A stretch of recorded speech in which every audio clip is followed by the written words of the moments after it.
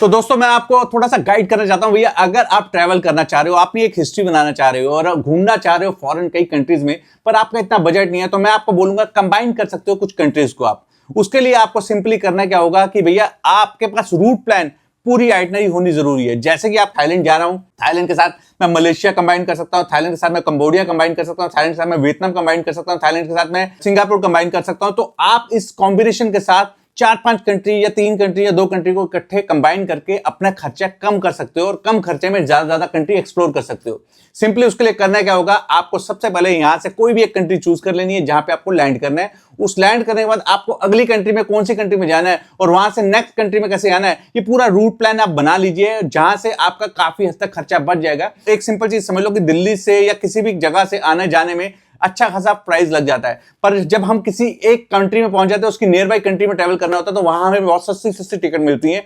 हो सकता है बाय लैंड भी आप क्रॉस कर जाओ, तो वहां आपका काफी हद तक खर्चा बच जाता है। तो आप चाहो तो 2-3-4 कंट्री को कंबाइन करके आप अपने ट्रैवल को इजी और ज्यादा लंबा बना सकते हो, जहां पे आप अपने पासपोर्ट पे अलग अलग कंट्री की मोहर लगवा सकते हो। तो मेरी ये सलाह है, अगर आप ट्रैवल करना चाहते हो तो 2 से 3 कंट्रीज को कर सकते हो। और बहुत सारे लोग अक्सर पूछते हैं हम सोलो ट्रैवल कर सकते हैं। 100% सोलो ट्रैवल कर सकते हो, बहुत ज्यादा सेफ है, कोई दिक्कत नहीं आती। आप आराम से बेफिक्र होकर आराम से ट्रैवल कर सकते हो। अगर आप बाहर नहीं निकले हो तो डेफिनेटली आप निकल सकते हो, ट्रैवल करो। और बाकी इन सब चीजों के लिए मुझे फॉलो कर सकते हो।